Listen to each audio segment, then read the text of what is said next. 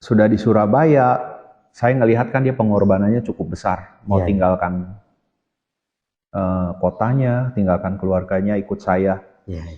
tinggal di tempat kos-kosan yang boleh dikata ya sebetulnya nggak layak lah untuk dia gitu kan. Iya, iya. Nah akhirnya saya ambil keputusan saya harus berusaha bertanggung jawab dengan kehidupan. Iya. Ya baik, terutama secara ekonomi. Akhirnya Iya. saya kerja, ya sempat jadi sopir, jadi kuli di Pasar Turi saya ngalami. Oh, iya, iya. Iya, sampai sempat ketemu dengan seorang teman saya dari Sulung, Iya, iya. rekan hamba Tuhan. Nah, Dia waktu itu saya lagi dorong lori, langsung dia ngomong, ini Pak Dede? Iya, saya ngomong. Ya hati itu sebetulnya malu juga karena lagi dorong lori. Iya, iya. Sampai dia nanya lagi, ini Pak Dede? Iya, saya ngomong gitu.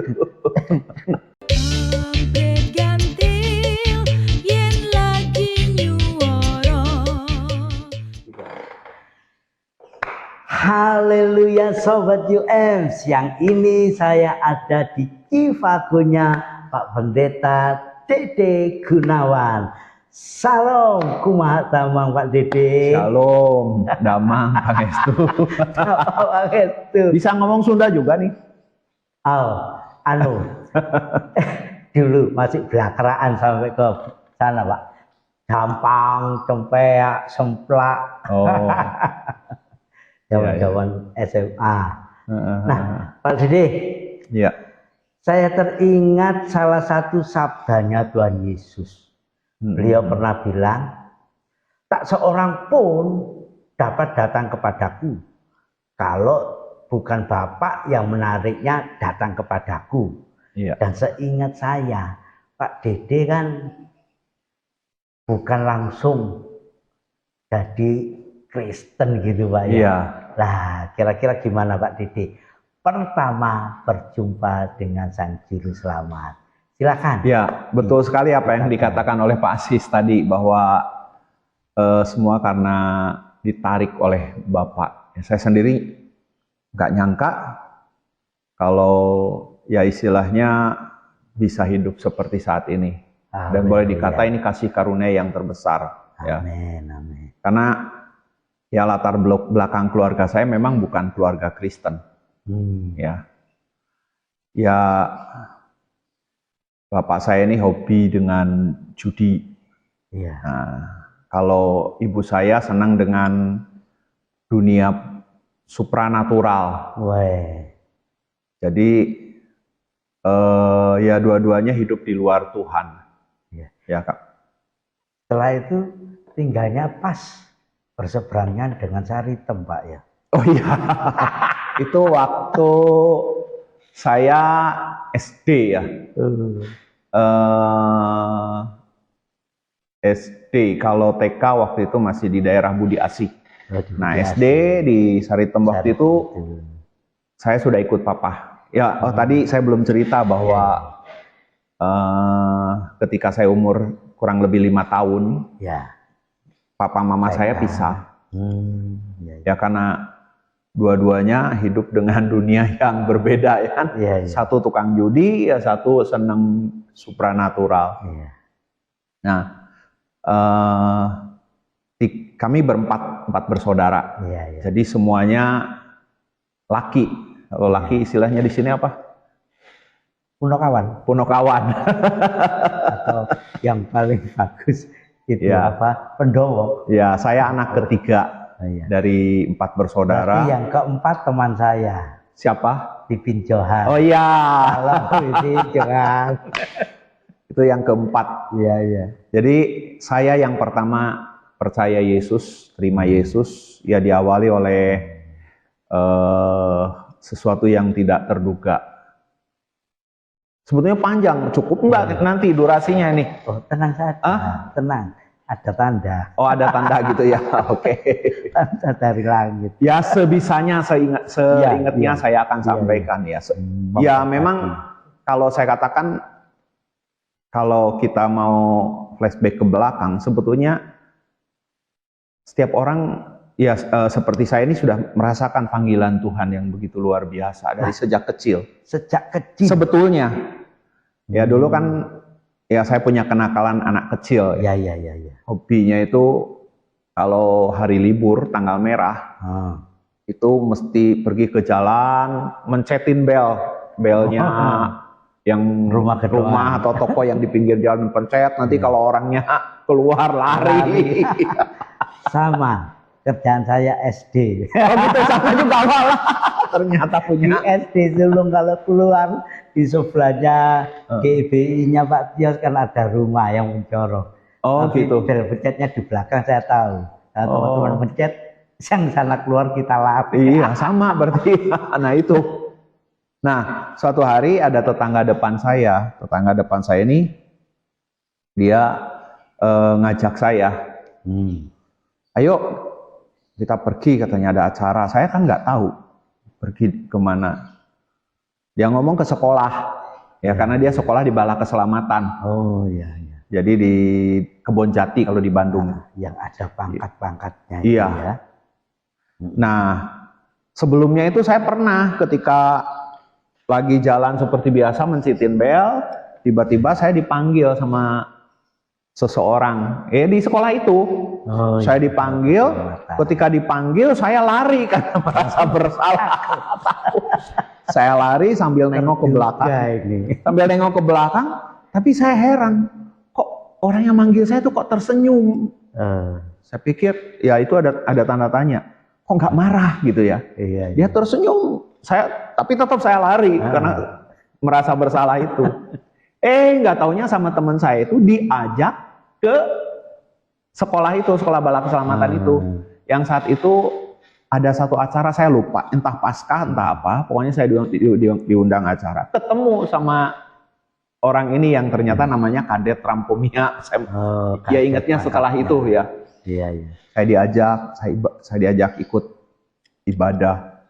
Nah di situ saya merasakan sesuatu sebenarnya. Ada rasa damai gitu, ada rasa sukacita. Tapi itu hanya sebentar saja. Setelah itu ya sudah, namanya anak-anak kan lepas.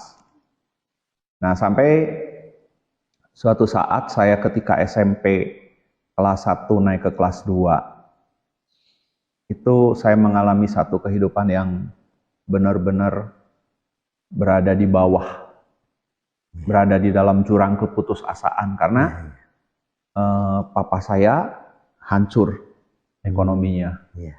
Nah kami bertiga kan ikut papa.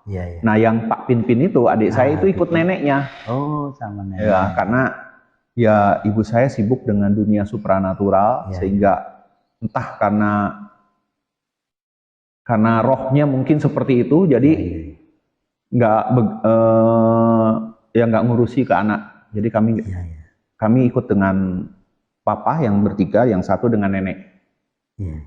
Nah sampai akhirnya suatu saat papa saya hancur, ya pernikahannya yang kedua juga hancur, dan ya tadinya biasanya hidup enak, tiba-tiba jatuh, ya otomatis ngalami depresi lah. Saya katakan ngalami depresi, sampai suatu saat dia pernah jatuh ketika dia lagi jalan, dia jatuh, dibawa ke rumah sakit. Waktu itu rumah sakit Immanuel. Pernah ke Bandung nggak? Oh ke Bandung?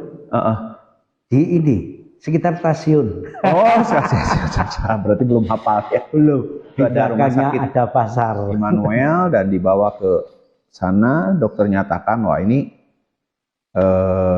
karena kena stroke. Jadi jatuh kena stroke karena darah tinggi. Nah kalau secara logika pada umumnya orang yang kena stroke itu apalagi jatuh itu sulit untuk pulih, ya kan? Iya. Nah saat itu ada teman saya, sebetulnya bukan teman saya, teman kakak saya cerita. Dede, kamu pengen papa kamu sembuh? Ya jelas semua orang kan kepengen. Saat itu harapan satu-satunya ya cuman papa saya. Nah sampai akhirnya dia cerita, coba kamu berdoa dalam nama Yesus.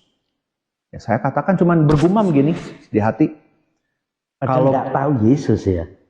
Ya waktu Waktu di itu. sekolah diajak sama teman saya itu sudah mulai kenal itu sebetulnya. Nama Yesus itu sudah Nama kenal. Yesus sudah masuk. Sudah masuk. Cuman nggak ngerti. Nggak ngerti. Ya istilahnya namanya dunia anak-anak kan Iya, belum iya. begitu paham. Yesus Bapak mendalam. tahu. Dia tahu Ya, gitu aja. ya. Nah sampai dia katakan coba doa dalam nama Yesus. Ya saya cuma bergumam waktu itu kalau benar Tuhan itu ada. Saya saat itu berpikirnya ya namanya orang lagi susah kan. Iya, Pikirannya kan ya gimana ya ngambang gitu. iya. Kalau benar Tuhan itu ada, saya minta papa saya disembuhkan. Ya dalam hati saya tuh. Kalau papa saya sembuh, saya janji mau rajin ke gereja. Saya ngomong Iya, gitu dalam hati. Ya mau ikut dengan temen. Padahal belum pernah ke gereja ya. Ikut yang anak itu, yang di Balak Keselamatan itu. Oh, Ternyata itu iya. tuh sekolah, tapi ada gerejanya. Oh iya sekaligus ya. Tapi bukan, ya istilahnya kan anak-anak di Iya, iya. ibadah anak-anak waktu itu. Iya. Nah, sampai akhirnya bener papa saya sembuh. Weh. Jadi dari badan, ya memang ketika sembuh, pulih total, nggak ada cacat, badannya habis kurus. Iya. Tadinya kan papa saya ini tinggi besar, Iya. nah habis kurus. Ya singkat cerita, walaupun prosesnya sebetulnya panjang, waktu itu Iya. masih bandel, saya sempat, ya lupa namanya orang kalau sudah begitu Iya. kan lupa ya, lupa kebaikan Tuhan. Ngalami kecelakaan saya. Oh. Pinjam sepeda motor teman saya, nabrak tukang bakso, Weh. sampai tumpah semua. Nah di situ saya takut bener. Wah, akhirnya saya ikut ke gereja setia. Ya, Oh, malah Lama. petaka jadi berkat. ya. Kadang orang tuh perlu dihajar ya. Seperti Iya, saya ini dihajar. memang bandel mungkin ya. Iya, ingat akan Nah. janjinya. Akhirnya saya ikut. Ya kalau lihat manusia saya nggak mungkin jadi orang Kristen. Iya. Jujur karena gini, waktu itu saya hidup miskin, ya kan. Orang miskin itu pasti sensitif, Wah, peka, iya. mudah tersinggung sama sensitif itu. Iya. Jadi saya bisa bedakan orang yang salaman dengan saya itu, kalau salamnya dengan saya cuman halo gitu Halo. aja ya kan. Ini Tapi apa? kalau salam dengan orang kaya, gimana kabarnya baik gitu, puji Tuhan nah, gitu. Ya namanya orang miskin kan sensitif ya. betul nggak? Iya. Tapi saya ingat bahwa saya takut dengan itu kejadian yang kecelakaan Ya. itu. Jadi saya tetap setia. Iya. Sampai saya mengalami sesuatu yang memang tidak bisa diceritakan oleh bahasa manusia. Iya. Suatu saat sedang berdoa, Hmm. nangis, hancur hati, ya. Tapi di dalam kondisi yang seperti itu tuh saya merasakan sukacita yang luar biasa, yang nggak bisa, ya kalau diceritakan dengan bahasa manusia sulit. Iya. Sukacita luar biasa. Yang nangis tuh nangis bukan nangis sedih. Sedih. susah. Kalau sebelumnya kan nangis sedih, Iya. merasa masa depan saya suram, karena saya tidak bisa melanjutkan Desu. pendidikan, kehidupan keluarga hancur. Tapi saat itu hati saya tuh sukacita, semangat. Lah, Ya. itu doa di gereja apa di rumah? Sudah di gereja kalau itu. Sudah di gereja ya. Kalau diceritakan itu terlalu panjang nanti. Iya. Ini saya singkat-singkat aja ya. Yang ngajak ini teman saya sebetulnya teman kakak saya. Nah, saya merasakan sukacita, disitulah saya mulai tambah setia. Ikut Tuhan. Mulai ikut dampingi guru-guru sekolah minggu. Iya. Jadi membantu guru-guru sekolah minggu. Nyantri. Nyantri namanya. Nggak ngerti bahasa Jawanya. Nyantri. Belajar, saya melihat, dan akhirnya lama-lama ngajar anak-anak sekolah minggu. Nah, di masa-masa itulah, ya suatu saat kakak saya ini yang satu memang nakal. Jadi kami memang karena keluarga yang tidak terawat, ya istilahnya soal kehidupan kami kan hancur. Sampai kakak saya yang pertama itu sempat kerja di Cirebon akhirnya. Jadi sempat kerja di Cirebon menjadi pelayan di sebuah restoran. Kalau saya nggak salah namanya restoran Kopior di Cirebon. Dia pernah kerja di situ. Kami pisah dulu. Ya cuman saya dengan kakak saya yang kedua. Nah, kakak saya yang kedua ini sudah orang Jawa bilang molimo, Oh ya, komplit. komplit. Ya apalagi kan tinggalnya di kawasan itu, kawasan Saritem, Gang Dari Apeng itu itu. ya. Iya, iya, iya. Di situ kumpul orang-orang yang Heeh. berbagai macam jenis manusia waktu itu. Jadilah enggakmu. Jadi preman-preman ya kumpulnya Iya, di situ. Tapi puji Tuhan, saya tidak sampai tidak sampai terjun di dunia itu. Iya, iya. Tapi kakak saya sudah ngalami. Iya. Jadi ganja apa dulu sudah. Nah, singkat cerita suatu saat ya dia sering ngejek saya ketika saya ikut Yesus itu. Salah satu ejekannya tuh gini, Allah nggak enak di sorga itu, enak di neraka. Di neraka itu ada dia nyebutin artis-artis top yang Papan rock and atas. roll dulu tuh. Siapa lupa, di sana itu enak, ada musiknya. Ya di sorga itu paling ada cabai gendot katanya. Tahu cabai gendot nggak? Nggak tahu. Saya diejek, sering diejek.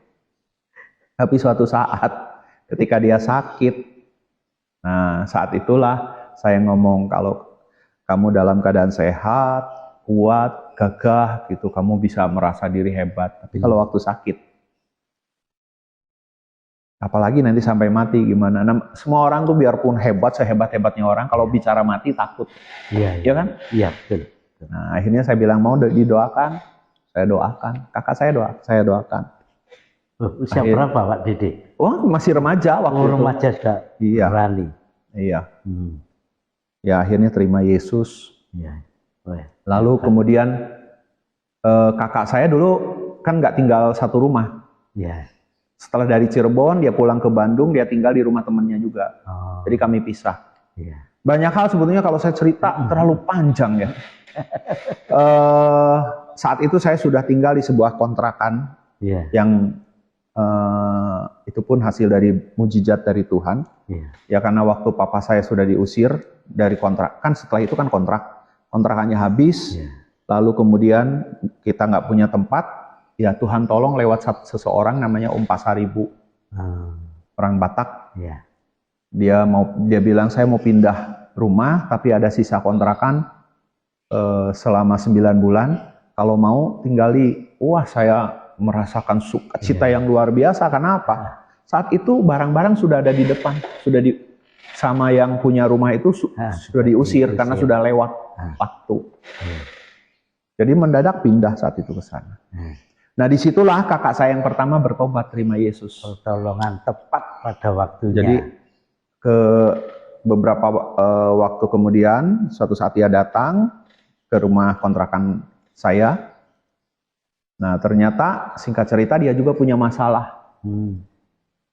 Masalah karena ternyata waktu tinggal di rumah temannya dia jadi sales video beta yang gede itu dulu zaman dulu. Oh iya, yang kotak. Nah ternyata ada masalah sampai dia sempat ditahan. Ditahan di rumah si bosnya gara-gara ya masalah keuangan lah. Iya, iya. Nah dari situlah kakak saya juga akhirnya bertobat, terima Yesus.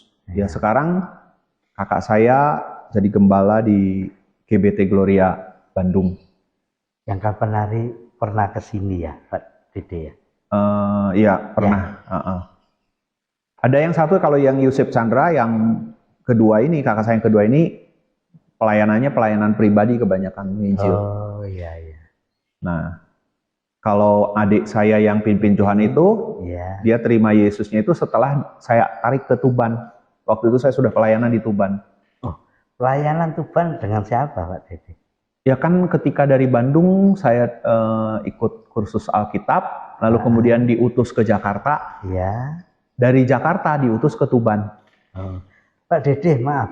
Saya ingat Pak Dede pernah cerita itu masuk Surabaya enggak bawa apa-apa loh. Ya. Itu setelah dari Tuban.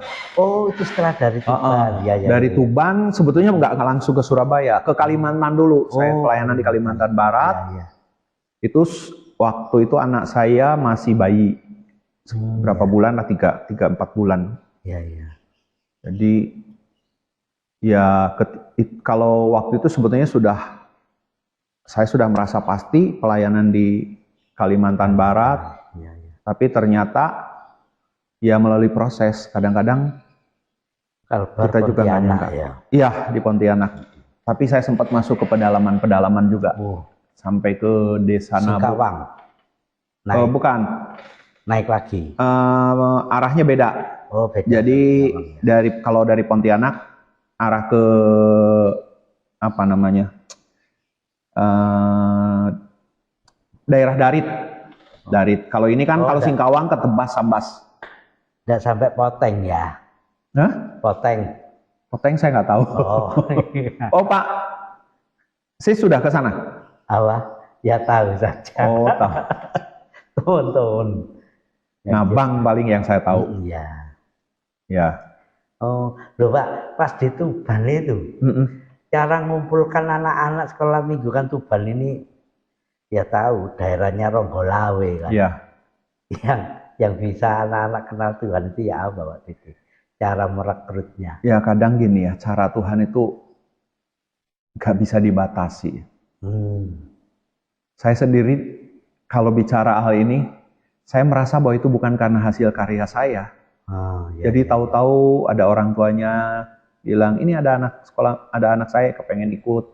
Iya. Gitu. Ya waktu pelayanan di Tuban itu saya ya memang lebih banyak pelayanan di anak-anak sekolah minggu. Ya walaupun sempat ada kebaktian ibadah umum, walaupun pada akhirnya diresolusi ya karena SKB 2 Menteri itu. Iya. Nah, saya belajar setia memang diproses di Tuban. Saya sampai antar jemput anak sekolah minggu tuh pakai beca, pakai sepeda. Ya awalnya pakai sepeda. Hah? Sepeda kebu. Enggak, sepeda punik waktu itu. Sepeda kecil. Itu sampai digonceng orang anak 5 itu yang ada palangnya itu juga sama. Itu ya. Sampai garpunya patah. Berarti belakang 2, depan 2. Depan itu bisa 3. Atau tidak kuat. Jadi disadar satu di sini. Iya. Kayak orang main sirkus. Sekali pikir-pikir sekarang rasanya nggak mungkin mampu saya lakukan gitu. Tapi kok dulu kok mampu gitu anehnya. Nah, itu sampai garpunya patah. Itu garpunya patah sampai kena dada saya. Itu bertahun-tahun sakitnya. Karena apa? Saya nggak berani ke rumah sakit. Dulu nggak ada BPJS. Rumah sakit biayanya kan besar. Iya. Nah, gara-gara garpu patah itu, akhirnya saya antar jemput pakai beca. Jadi saya sewa beca, jemput mereka. Enggak putus asa ya. Iya. Karena gini, saya merasa berpikir bahwa saya harus melayani dengan apa yang bisa saya lakukan. Iya. Ya banyak gagal dan gagal juga. Saya merasa bahwa pelayanan saya juga tidak berjalan dengan mulus. Jatuh bangun. Tuban, jatuh bangun ke Kalimantan, jatuh bangun. Kalimantan itu sudah maju, tahu-tahu ada yang fitnah. Oh, ya ada saja ya. Iya. Terus sampai ke Surabaya itu Pak. Nah akhirnya kan saya siapa Pak? Bu Chandra Pak? Enggak. Bukan. Saya kan dengan Om Tios itu bapak rohani saya. Ya. Jadi sejak saya yang di Sulung 2 ya. Iya di Sulung.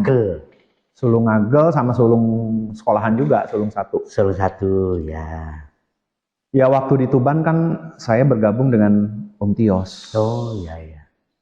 Waktu pelayanan perintisan itu gabung dengan Om Tios. Dan saya banyak belajar dari Om Tios. Terutama yang saya tahu dari Om Tios 1 Pak. Kan kurirnya itu teman saya. Mas Wawan itu. Oh, ya, Wawan. Saya tanya, "Wan, nek gudangmu kosong, apa yang dilakukan Pak Tios?" Dia bilang gini, "Alasis paling Pak Tios ya berdoa." Berdoa dan berdoa kok ngono tok. Karena usaha iya wis iku berdoa. Mari ngono. Ya berhasil teko itu aku kok ngedumno. Lagi kok sesimpel itu ya. Orang dijak berdoa cek angele. Ternyata berkatnya. Itu yang saya bisa pelajari dari Pak Tios. Om Tios ini saya belajar 2 hal yang utama, yaitu bersyukur. Makanya dijuluki pendeta syukur. Iya, iya, iya, iya. Jadi dia nggak mau bilang terima kasih kalau sama Tuhan. Iya, iya. Harus bersyukur. Bersyukur. Jadi di mana-mana, di mobil selalu berdoa dengan bersyukur. Syukur Tuhan, bersyukur Tuhan. Iya, iya. Yang kedua, dia punya pandangan yang luar biasa. Buluh yang terkulai tidak dipatahkannya. Itu. Sumbu yang pudar. Iya. Dan dinyalakan. Iya, tidak dipadamkannya. Nah, ini yang memotivasi saya. Makanya saya sama Om Tios, ya saya sendiri aneh. Begitu dekat. Jadi kemana-mana selalu bersama. Jadi Om Tios pergi ke luar kota, pelayanan. Ya saya yang dampingi semasa beliau ada. Dan saya banyak belajar. Ajudannya. Iya. Sampai Pak Silas tahu ya, Pendeta Silas Kadi Eko. Pak Silas. Yang Blitar, Blitar. Oh, yang Blitar ya. Dulu kan ikut Om Tio sama-sama dengan saya. Sampai dia ngomong, Pak Dede ini PDTS katanya. Tahu PDTS apa? Pendeta serabutan. Serabutan. Pak Dede, pendeta serabutan. Iya. Itu julukan dari Pak Silas. Silas ya. Sekarang dia sudah di Blitar. Blitar ya. Nah, Pak Dede, dari pendeta serabutan. Terus kalau misalnya Pak Tios inspeksi, tahu saya ada sulung 1, sulung 2, sulung 3. Iya. Sama Pak Yonatan itu ya. Iya. Sulung 3-nya. Terus ada di sulung 2 ada Itsi. Stitsi ya, terakhirnya. Ya. Dulunya Itsi. Ya. Sekarang Stitsi. Nah, pas gitu tuh Pak Dede juga ngikut. Saya nggak ikut. Yang ikut istri saya. Oh, saya ikut sempat 2 semester kan sama-sama. Enggak ya? Nggak dengan Pak Sis ya? Atau duluan saya ya. Lupa saya. Kalau itu lupa. Saya ingat saya Pak Tios itu pernah kunjungan ke ISIS itu lihat pakai ya baju putih-putih khas pendeta zaman dulu. Terus saya sambil ikut keliling sambil dampingi, saya sambil cerita yang dibutuhkan itu apa saja. Tapi jawabnya terus senang saya. Ya enggak apa-apa, sama teman-teman sana dibicarakan, didoakan. Nanti nek wis oke datang ke saya lagi. Enteng lagi saya. Enak Pak. Pendeta sekelas itu. Iya, gitu luar biasa humble-nya itu loh, Pak. Iya. Itu Pak Dede. Lah, Pak Dede dari Surabaya terus bisa loncat ke Cifago ini ya apa, Pak? Ceritanya. Jadi gini ceritanya, setelah itu kan saya setelah dari Kalimantan, ya, saya akhirnya kos kan. Kos. Nah, waktu itu ya sempat kos, sempat kontrak. Dan saya ya mengambil keputusan untuk ya melayani sambil kerja. Iya, iya, iya. Jadi saya sempat kerja jadi sopir, jadi ini yang kuli. Disebut part timer itu Pak Dede waktu itu. Ya mungkin disebut part timer atau kapan hari dulu itu kan orang membedakan part timer atau full timer kan biasanya gitu. Iya, betul begitu. Iya. Sehingga kita kadang-kadang naik part timer merasa agak minder gitu. Ya, saat itu karena gini, ya saya tadi belum cerita. Jadi ketika saya menikah dengan istri saya, sebetulnya keluarga istri saya kan nggak ada yang setuju. Oh iya. Karena ya kehidupan saya, malah keluarganya ada yang bilang, kok kamu nikah sama pendeta? Pendeta itu hidupnya dari sedekah orang. Iya. Ya kan?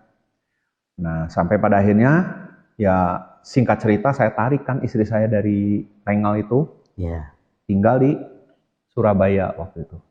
Rengal Tuban itu ya? Iya. Loncat-loncat ceritanya nggak apa-apa ya, sedikit-sedikit karena tadi ditanya. Nah, ketika sudah di Surabaya, saya ngelihat kan dia pengorbanannya cukup besar, mau tinggalkan kotanya, tinggalkan keluarganya, ikut saya, tinggal di tempat kos-kosan yang boleh dikata ya sebetulnya nggak layak lah untuk dia gitu kan. Nah, akhirnya saya ambil keputusan saya harus berusaha bertanggung jawab dengan kehidupan. Ya baik, terutama secara ekonomi. Akhirnya saya kerja, ya sempat jadi sopir, jadi kuli. Jadi kuli di Pasar Turi saya ngalami. Oh, iya, iya. Iya, sampai sempat ketemu dengan seorang teman saya dari Sulung, Iya, iya. rekan hamba Tuhan. Nah. Dia waktu itu saya lagi dorong lori. Langsung dia ngomong, ini Pak Dede? Iya, saya ngomong. Ya hati itu sebetulnya malu juga karena lagi dorong lori. Iya, iya. Sampai dia nanya lagi, ini Pak Dede? Iya, saya ngomong gitu. Itu nggak akan terlupakan itu. Iya, iya, iya. Nah, benar-benar. tapi itu proses yang memang harus dilalui. Saya percaya bahwa jalan hidup saya itu ditetapkan oleh Tuhan. Yes. Ya. Betul, betul. Jadi di sana bos saya bertobat terima Yesus ketika saya kerja di Pasar Turi itu. Iya. Ya dibaptis di gereja Betani loh. Oh, iya. Kalau saya tidak mengarahkan ke satu gereja, yang penting silakan milih sendiri. Iya, iya. Nah, dibaptis sampai dibaptis. Nah, dari situ singkat cerita saya akhirnya jadi sales. Lama-lama kemudian jadi manajer di satu perusahaan. Jadi mulai dari bawah sampai jadi manajer di satu perusahaan. Tapi tetap tinggal di kontrakan. Ya lebih baik daripada kos-kosan lah. Di daerah Semampir. Nah, rupanya istri saya ini waktu itu nyampaikan ke saya, anak saya yang kecil itu kalau ke kamar mandinya itu kan selalu takut di rumah kontrakan itu. Akhirnya minta pulang ke Rengel. Nah, waktu itu siapa Pak? Jerry apa Sisil? Sisil. Oh, Sisil. Jerry sudah ada waktu. Sudah ada. Iya. Setelah Sisil yang selalu kalau itu ketakutan masuk ke kamar mandi. Ya bagi saya kan biasa aja sebetulnya.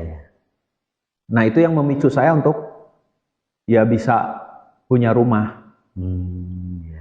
Nah ya puji Tuhan saat itu ada satu kawan saya namanya Pendeta Muda Gatot dari Ngagel.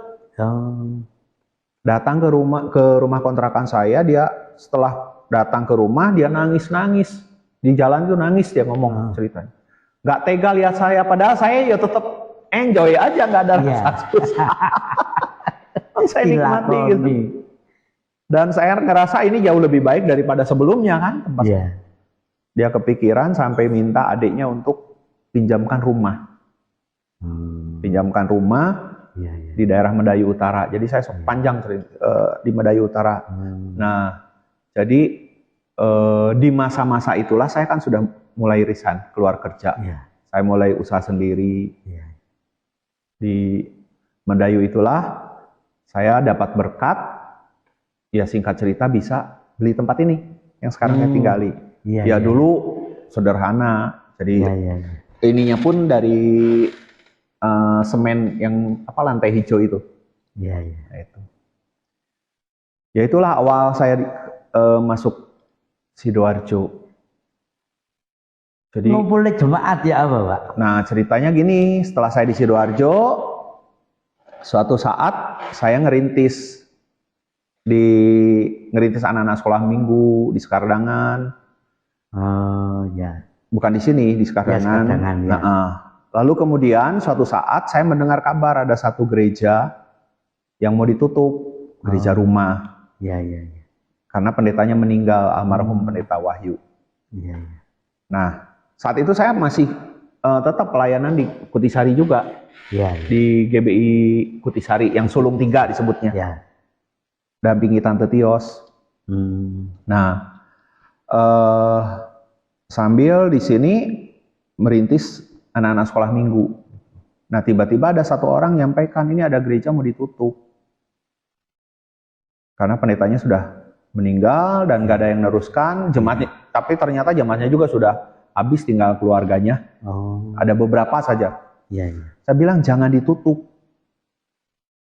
Saya kasih tahu ke teman saya, jangan kasih tahu keluarganya supaya jangan sampai ditutup. Karena kalau sudah ditutup itu mau buka lagi pasti nanti sulit, ya kan? Betul. Jalankan aja seberapapun, nggak ada yang mau ngelayani. Lah kan bisa digilir, saya sampaikan gitu.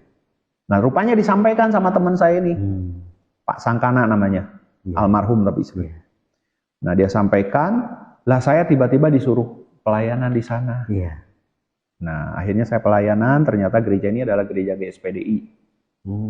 Ya, dilayani sampai maju, sampai berkembang, sampai pada akhirnya ya memang dari itu sebetulnya saya sudah sampaikan ke semua orang, panggilan saya bukan jadi gembala waktu itu.